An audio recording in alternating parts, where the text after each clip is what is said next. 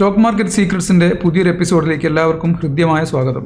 ഇന്നത്തെ വീഡിയോയിൽ വളരെ പ്രധാനപ്പെട്ട കുറച്ച് കാര്യങ്ങളാണ് നമ്മൾ ഡിസ്കസ് ചെയ്യാൻ പോകുന്നത്. കഴിഞ്ഞ വീഡിയോയിൽ നമ്മൾ എന്താണ് ഇൻഡെക്സ് എന്നുള്ള കാര്യം പറഞ്ഞു അല്ലേ. ഇൻഡെക്സിനെ കുറിച്ച് വളരെ വ്യക്തമായിട്ട് നിങ്ങൾക്കൊരു ധാരണ കിട്ടിയിട്ടുണ്ടാവും. പ്രധാനപ്പെട്ട ഇൻഡെക്സുകൾ ഏതാണെന്ന് പറഞ്ഞു. ഇനി നമുക്ക് പറയാനുള്ളത് ഇൻഡെക്സ് എങ്ങനെയാണ് മൂവ് ചെയ്യുന്നത്, എന്തുകൊണ്ടാണ് ഇൻഡെക്സ് മൂവ് ചെയ്യുന്നതെന്നുള്ള വ്യക്തമായി നമ്മൾ മനസ്സിലാക്കാതെ സ്റ്റോക്ക് മാർക്കറ്റിൽ സക്സസ് ആവാൻ കഴിയില്ല. അപ്പോൾ അത് വ്യക്തമായിട്ട് മനസ്സിലാക്കുക എന്നുള്ളതാണ് ഈ ഒരു വീഡിയോൻ്റെ ലക്ഷ്യം. അപ്പോൾ ഇതൊരു ചെറിയൊരു ടോപ്പിക്കല്ല, നമുക്ക് ഒരു വീഡിയോ സീരീസ് തന്നെ വേണം. ഇത് കുറച്ച് അധികം കാര്യങ്ങളാണ്. ഏറ്റവും പ്രധാനപ്പെട്ട ഒരു ഘടകം ഏർണിങ്സ് ഗ്രോത്ത് ആണ്. അപ്പോൾ ആദ്യം എന്താണ് ഏർണിങ്സ് ഗ്രോത്ത് എന്ന് മനസ്സിലാക്കാം. പിന്നീട് നമുക്ക് അത് എങ്ങനെയാണ് ഇൻഡെക്സിനെ സ്വാധീനിക്കുന്നതെന്നുള്ള മനസ്സിലാക്കാം. ഈ രണ്ട് കാര്യങ്ങൾ നമുക്ക് വളരെ വ്യക്തമായിട്ട് അറിയണം. അങ്ങനെ മനസ്സിലാക്കി കഴിഞ്ഞാൽ മാത്രമേ നിങ്ങൾക്ക് സ്റ്റോക്ക് മാർക്കറ്റിൽ വളരെ ശക്തമായ ഒരു അടിത്തറ കിട്ടുള്ളൂ. നിങ്ങൾ ആ ഒരു അടിത്തറയിൽ നിന്നുകൊണ്ടാണ് നിങ്ങൾ ഫ്യൂച്ചറിൽ സ്റ്റോക്ക് മാർക്കറ്റിൽ നിങ്ങൾ എന്ത് കാര്യം ചെയ്യുന്നോ ഇതിനൊക്കെ ഈ ഒരു ഘടകം സ്വാധീനിക്കും. ഇത് കൃത്യമായിട്ട് മനസ്സിലാക്കിയിട്ടില്ലെങ്കിൽ, ഞാൻ പറഞ്ഞല്ലോ, നമുക്ക് സാധാരണ കോഴ്സുകൾ എടുക്കുന്ന ആൾക്കാർ പല കാര്യങ്ങളും പഠിപ്പിക്കുന്നുണ്ടെങ്കിലും കീ പോയിന്റ് നിങ്ങൾക്ക് യഥാർത്ഥത്തിൽ നിങ്ങളൊരു ട്രേഡറായി മാറുമ്പോൾ നിങ്ങൾക്ക് വേണ്ട എന്താണെന്നുള്ളത് അവർ പഠിപ്പിക്കുന്നുണ്ട്. അപ്പോൾ അത് വളരെ വ്യക്തമായിട്ട് മനസ്സിലാക്കണം. അപ്പോൾ ഈ ഒരു പോയിന്റ് പഠിക്കാൻ അല്ലെങ്കിൽ ഈ ഒരു റൂട്ടിൽ പോകുമ്പോൾ നിങ്ങൾ കുറച്ച് സമയം ഇതിനു വേണ്ടി സ്പെൻഡ് ചെയ്ത് പോയാലും പ്രശ്നമില്ല. വളരെ വ്യക്തമായിട്ട് മനസ്സിലാക്കേണ്ട കുറച്ച് പോയിന്റ്സാണ് ഞാൻ പറഞ്ഞത്. ആദ്യം എന്താണ് ഏർണിങ്സ് ഗ്രോത്ത് എന്ന് മനസ്സിലാക്കാം. സ്റ്റോക്ക് മാർക്കറ്റിൽ ലിസ്റ്റ് ചെയ്യപ്പെട്ട എല്ലാ കമ്പനികളും 3 മാസം കൂടുമ്പോൾ അവരുടെ ഏർണിങ്സ് റിപ്പോർട്ട് പുറത്തിറക്കില്ല. നിങ്ങൾ പലപ്പോഴും അത് ശ്രദ്ധിച്ചിട്ടുണ്ടാവും. ഇനി ശ്രദ്ധിക്കാത്തവരാണെങ്കിൽ നിങ്ങളിത് മനസ്സിലാക്കുക.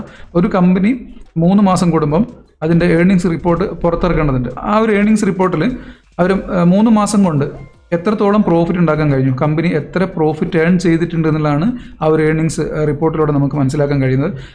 അപ്പോൾ അതെങ്ങനെയാണ് നിഫ്റ്റിനെ സ്വാധീനിക്കുന്നത് നോക്കാം. ഏർണിങ്സ് റിപ്പോർട്ട് പുറത്ത് വരുമ്പോൾ ഒരു കമ്പനി നിശ്ചിത ശതമാനം ഏൺ ചെയ്തിട്ടുണ്ടെന്ന് മനസ്സിലാകുമ്പോൾ ആ ഒരു കമ്പനിയിൽ ഇൻവെസ്റ്റ് ചെയ്യാനുള്ള കോൺഫിഡൻസ് ഇൻവെസ്റ്റേഴ്സിന് വർദ്ധിക്കും. അങ്ങനെ ഇൻവെസ്റ്റേഴ്സിന് കോൺഫിഡൻസ് വർദ്ധിക്കുമ്പോൾ ആ ഒരു കമ്പനിയുടെ പ്രൈസ് വാല്യൂ കൂടാൻ തുടങ്ങും. ഈ ഒരു പ്രൈസ് വാല്യൂ കൂടുമ്പോൾ നിഫ്റ്റി ഇൻഡെക്സിൽ ഉൾപ്പെട്ട കമ്പനിയാണെങ്കിൽ നിഫ്റ്റിയിലും വർധനമുണ്ടാവും. അപ്പോൾ ഇതാണ് നിഫ്റ്റി ഇൻക്രീസ് ചെയ്യുന്നതിൻ്റെ ഒരു പ്രധാന പോയിന്റ്. ഉദാഹരണത്തിന് എക്സ് എന്ന പേരുള്ള ഒരു കമ്പനി, ആ ഒരു കമ്പനി ഒരു 20% ഏർണിങ്സ് ഉണ്ടായിട്ടുണ്ടെന്ന് കരുതുക.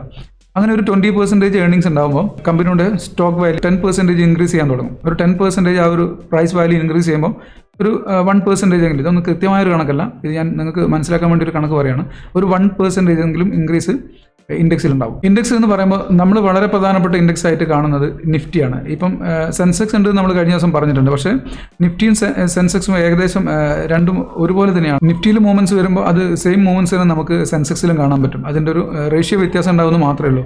അതിൻ്റെ കാരണം എന്താണെന്ന് വെച്ചാൽ നമ്മളിപ്പോൾ നിഫ്റ്റിയിൽ 50 സ്റ്റോക്കുകളാണല്ലേ. ഈ 50 സ്റ്റോക്കുകൾ പോലെ തന്നെ സെൻസെക്സിൽ 30 സ്റ്റോക്കുകളാണ്. ഈ 50 സ്റ്റോക്ക് നിഫ്റ്റിയിലുള്ളതും സെൻസെക്സിലുള്ള 30 സ്റ്റോക്കും പലതും ഒരേ സ്റ്റോക്കുകൾ തന്നെയായിരിക്കും. നിങ്ങൾ നോക്കിയാൽ അറിയാം. ഇപ്പോൾ HDFC, റിലയൻസ് ഇതുപോലുള്ള സ്റ്റോക്കുകളൊക്കെ സെൻസെക്സിലും നിഫ്റ്റിയിലുണ്ടാവും. ഇത് കോമൺ ആയിട്ട് രണ്ടിലുണ്ടാവും. അപ്പോൾ എന്താണ് ഏർണിങ്സ് ഗ്രോത്ത്, അത് എങ്ങനെയാണ് നിഫ്റ്റിനെ സ്വാധീനിക്കുന്നതെന്ന് നിങ്ങൾക്ക് വ്യക്തമായിട്ട് മനസ്സിലാവും. ഈ ഒരു പോയിന്റ് നിങ്ങൾ വളരെ വ്യക്തമായിട്ട് ഓർത്ത് വെക്കേണ്ട പോയിന്റാണ്.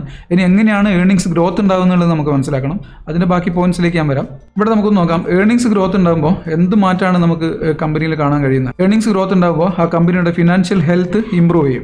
അതേപോലെ തന്നെ ഗ്രോത്ത് പൊട്ടൻഷ്യൽ കൂടും. ഇൻവെസ്റ്റേഴ്സിന് എങ്ങനെയാണ് കോൺഫിഡൻസ് വരുന്നത്, അവർ ഏർണിങ്സ് കൂടുന്നതിനനുസരിച്ച് ഗ്രോത്ത് പൊട്ടൻഷ്യൽ കൂടും. അതുപോലെ തന്നെ ഫിനാൻഷ്യൽ ഹെൽത്ത് ഇംപ്രൂവ് ചെയ്യാൻ തുടങ്ങും. അതുകൊണ്ടാണ് ഇൻവെസ്റ്റേഴ്സിന് കൂടുതൽ കോൺഫിഡൻസ് കിട്ടുന്നത്. ഇനി നമുക്ക് നോക്കാനുള്ളത് എന്തൊക്കെയാണ് ഏർണിങ്സിനെ സ്വാധീനിക്കുന്ന ഘടകങ്ങൾ, എന്തുകൊണ്ടാണ് ഏർണിങ്സ് ഗ്രോത്ത് ഉണ്ടാകുന്ന ഒരു കമ്പനിക്ക്. ഇനി അതും കൂടെ മനസ്സിലാക്കണം. ഞാൻ പറഞ്ഞല്ലോ, കഴിഞ്ഞ വീഡിയോയിലൊക്കെ പറഞ്ഞതുപോലെ വളരെ ഇമ്പോർട്ടൻ്റ് ആയിട്ടുള്ള കാര്യങ്ങളാണ് നമ്മളിപ്പോൾ പറഞ്ഞു പോകുന്നത്. ഇതൊരു കീ പോയിന്റാണ്. ഇത് നിങ്ങൾ വളരെ കൃത്യമായിട്ട് ഉൾക്കൊള്ളണം. അതിന് വേണ്ടിയിട്ടാണ് ഞാൻ ഓരോ പോയിന്റും ഓരോ വീഡിയോ ആയിട്ട് ചെയ്യുന്നത്. ഇതിപ്പോൾ ഞാൻ ഈ ഒരു വീഡിയോയിൽ ഏർണിങ്സ് ഗ്രോത്തിനെ പറ്റി മാത്രമേ പറയുന്നുള്ളൂ. ആ ഏർണിങ്സ് ഗ്രോത്ത് എങ്ങനെയാണ് നിഫ്റ്റിനെ സ്വാധീനിക്കുന്നത്, എങ്ങനെയാണ് ഏർണിങ്സ് ഗ്രോത്ത് കമ്പനികൾക്ക് ഉണ്ടാകുന്നത്, ഇത്തരം കാര്യങ്ങളാണ് നമ്മൾ പറഞ്ഞു പോകുന്നത്. ഇവിടെ ഞാൻ പറഞ്ഞതുപോലെ ഏർണിങ്സ് ഗ്രോത്ത് ഉണ്ടാകുമ്പോൾ കമ്പനിയുടെ ഫിനാൻഷ്യൽ ഹെൽത്ത് ഇംപ്രൂവ് ചെയ്യും. അതുപോലെ തന്നെ ഗ്രോത്ത് പൊട്ടൻഷ്യൽ കൂടും. ആ സമയത്താണ് ഇൻവെസ്റ്റേഴ്സിന് കുറച്ചും കൂടെ കോൺഫിഡൻസ് വരുന്നത്. അങ്ങനെ കോൺഫിഡൻസ് വരുമ്പോഴാണ് കൂടുതൽ ഇൻവെസ്റ്റ് ചെയ്യാൻ തുടങ്ങുന്നതും. അങ്ങനെ ഇൻവെസ്റ്റ് ചെയ്യുമ്പോൾ ഈ സ്റ്റോക്ക് പ്രൈസ് ഇൻക്രീസ് ചെയ്യാൻ തുടങ്ങും. ഈ സ്റ്റോക്ക് പ്രൈസ് ഇൻക്രീസ് ചെയ്യുന്നതിനനുസരിച്ച് നിഫ്റ്റി ഇൻക്രീസ് ചെയ്യാൻ തുടങ്ങും. ഇത് നിങ്ങൾക്ക് വളരെ വ്യക്തമായിട്ടുണ്ടാവും. ഇനി നമുക്ക് നോക്കാനുള്ളത് ഫാക്ടേഴ്സ് ഇൻഫ്ലുവൻസിങ് ഏർണിങ്സ് ഗ്രോത്ത്. അപ്പോൾ നിങ്ങൾക്കൊരു സംശയം ഉണ്ടാവും, ഞാൻ ഈ പറഞ്ഞു പോകുന്ന കാര്യങ്ങൾ മൊത്തം സ്റ്റോക്ക് മാർക്കറ്റിൽ ഇൻവെസ്റ്റ് ചെയ്യുന്നതിനെ കുറിച്ചാണെന്ന്. വെറും ഇൻവെസ്റ്റ് ചെയ്യുന്നതിനെ കുറിച്ച് മാത്രമേ. ഞങ്ങൾ ചെറിയ ക്യാപിറ്റൽ ആൾക്കാരാണ്, ഞങ്ങൾക്ക് കൂടുതൽ ക്യാപിറ്റൽ ഇൻവെസ്റ്റ് ചെയ്യാനൊന്നുമില്ല. അപ്പോൾ ഞങ്ങളിത് മനസ്സിലാക്കണം. നിങ്ങൾ ഒരു 100 രൂപ വെച്ച് സ്റ്റോക്ക് മാർക്കറ്റിൽ ട്രേഡ് ചെയ്യുന്ന ഒരാളാണെങ്കിലും, അതേപോലെ ചെറിയ ക്യാപിറ്റൽ വെച്ചിട്ട് ഓപ്ഷൻ ബൈ ചെയ്യുന്നവരാണെങ്കിലും ഓപ്ഷൻ സെല് ചെയ്യുന്നവരാണ്, നിങ്ങൾ എന്തെങ്കിലും സ്റ്റോക്ക് മാർക്കറ്റിൽ ചെയ്യുന്നുണ്ടോ, ഞാൻ ഈ പറഞ്ഞു പോകുന്ന കാര്യങ്ങൾ നിങ്ങൾ കൃത്യമായിട്ട് മനസ്സിലാക്കണം.